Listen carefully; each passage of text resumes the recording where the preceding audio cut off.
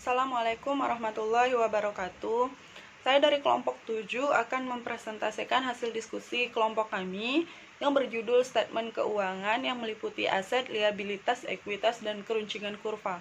Sebelumnya saya akan memperkenalkan anggota kelompok 7, yaitu saya sendiri Devi Rahmadini dan teman saya Zaid Numairi. Karena berhubung Zaid Numairi berhalangan karena sakit, jadi materi hari ini akan saya jelaskan sendiri. Yang pertama itu aset atau aktiva. Aset adalah sumber daya yang dikuasai oleh perusahaan sebagai akibat dari peristiwa masa lalu dan di mana manfaat ekonomi di masa depan diharapkan akan diperoleh perusahaan. Aset perusahaan berasal dari transaksi atau peristiwa lain yang terjadi di masa lalu. Perusahaan biasanya memperoleh aset melalui pengeluaran berupa pembelian atau produksi sendiri. Akan tetapi, tidak adanya pengeluaran yang bersangkutan tidak mengecualikan suatu barang atau jasa memenuhi definisi aset.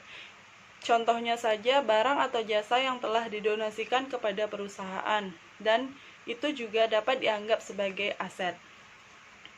Manfaat ekonomi. Manfaat ekonomi masa depan yang terwujud dalam aset adalah potensi dari aset tersebut untuk memberikan sumbangan, baik langsung maupun tidak langsung, dalam bentuk arus kas dan setara kas kepada perusahaan. Potensi tersebut dapat berbentuk sesuatu yang produktif dan merupakan bagian dari aktivitas operasional perusahaan. Digunakan baik sendiri maupun bersama aset lain dalam produksi barang dan jasa yang dijual oleh suatu perusahaan.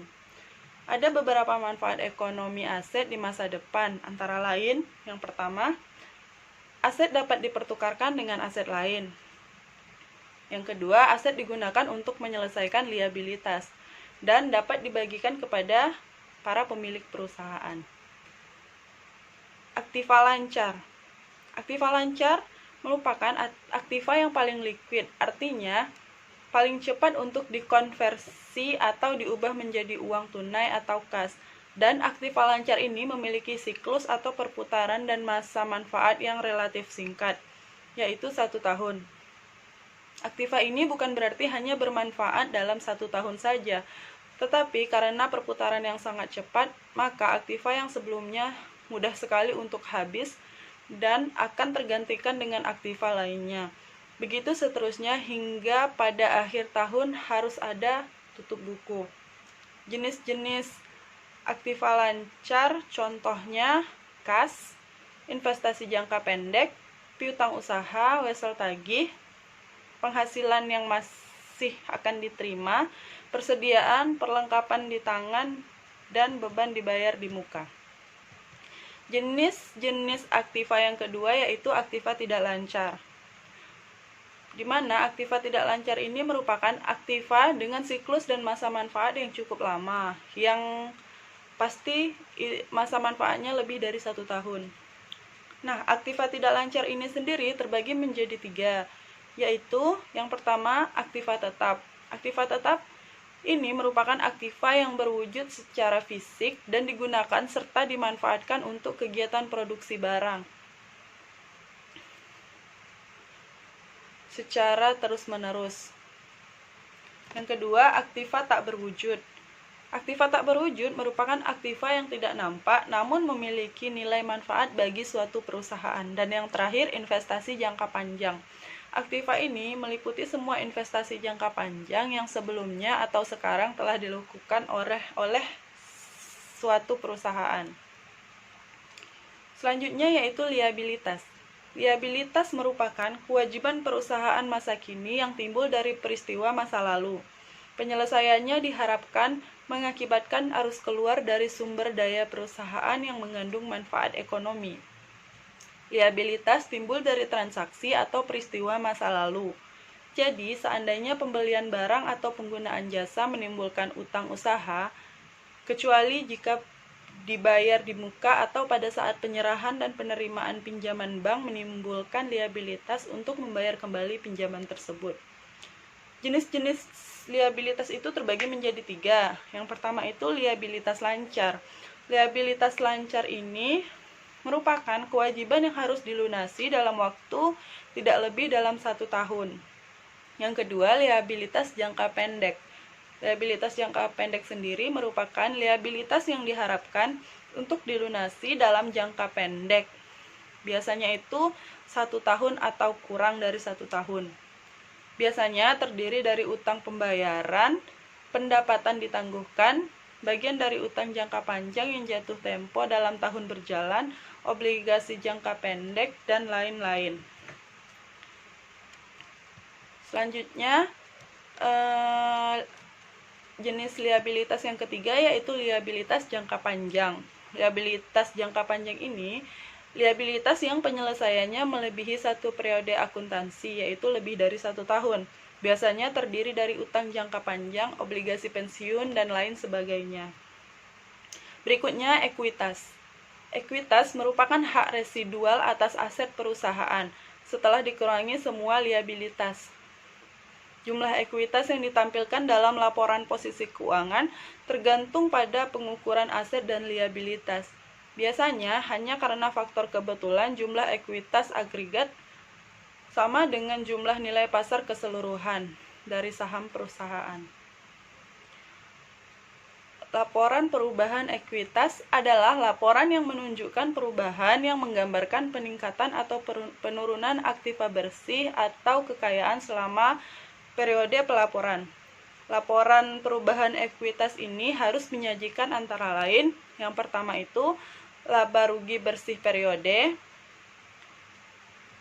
setiap pos pendapatan dan beban, keuntungan atau kerugian yang diakui secara langsung dalam ekuitas, pengaruh kumulatif dari perubahan kebijakan akuntansi dan koreksi atas kesalahan dasar, transaksi modal dengan pemilik dan distribusi kepada pemilik, antara lain berupa penyetoran modal saham dan pembagian dividen.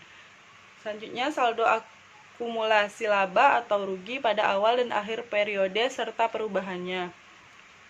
Rekonsiliasi antara nilai tercatat dari masing-masing jenis modal ditempatkan dan disetor penuh. Tambahan modal disetor dan di pos ekuitas lainnya pada awal dan akhir periode yang mengungkapkan secara terpisah setiap perubahan. Selanjutnya, mengenai pendapatan. Menurut standar keuangan, penghasilan didefinisikan sebagai peningkatan manfaat ekonomi selama 1 periode akuntansi tertentu dalam bentuk pemasukan atau penambahan aktiva atau penurunan kewajiban yang mengakibatkan kenaikan ekuitas yang tidak berasal dari kontribusi penanaman modal. Berdasarkan definisi di atas, penghasilan meliputi pendapatan maupun keuntungan.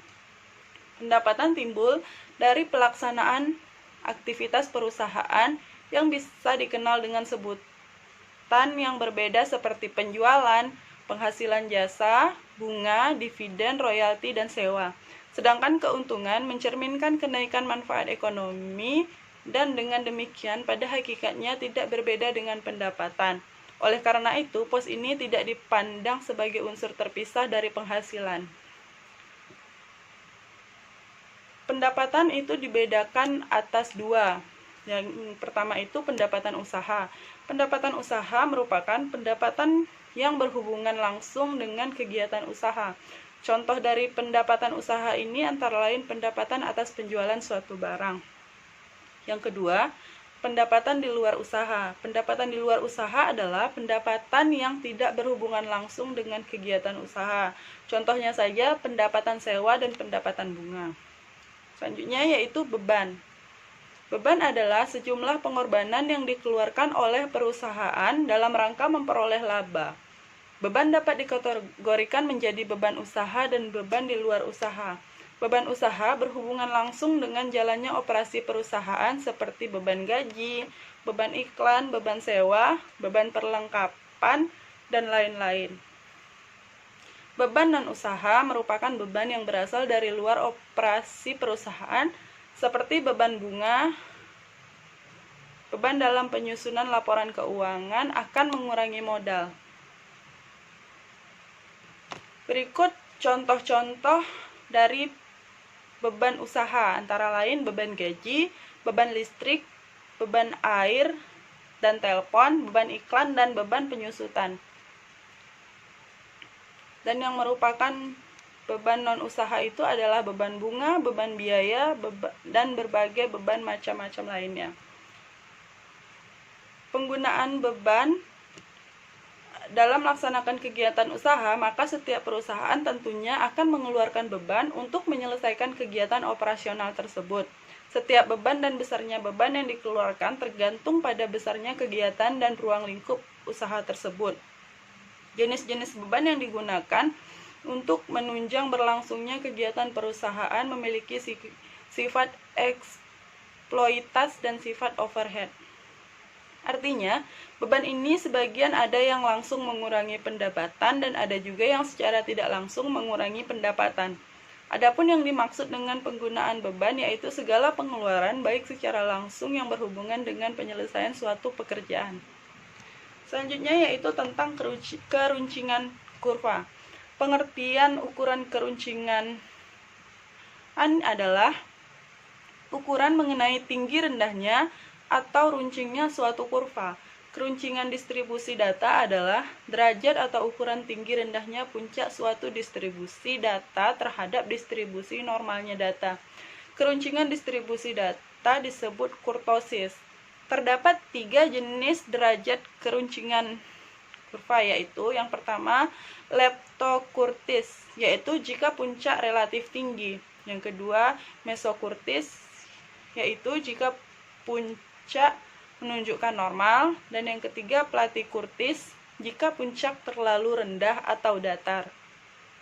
Untuk mengetahui keruncingan suatu distribusi, ukuran yang sering digunakan adalah koefisien kurtosis persentil. Koefisien keruncingan atau koefisien kurtosis dilambangkan dengan A4 atau alfa 4. Jika hasil perhitungan koefisien keruncingan diperoleh, yang pertama, nilai lebih kecil dari 3, maka distribusinya adalah distribusi platikurtik. Yang kedua, jika nilai lebih besar dari 3, maka distribusinya adalah distribusi leptokurtik. Dan yang terakhir, jika nilai yang sama dengan 3, maka distribusinya adalah distribusi mesokurtik. Baiklah, sekian penjelasan dari saya. Apabila ada teman-teman yang ingin bertanya, dipersilahkan. Assalamualaikum warahmatullahi wabarakatuh.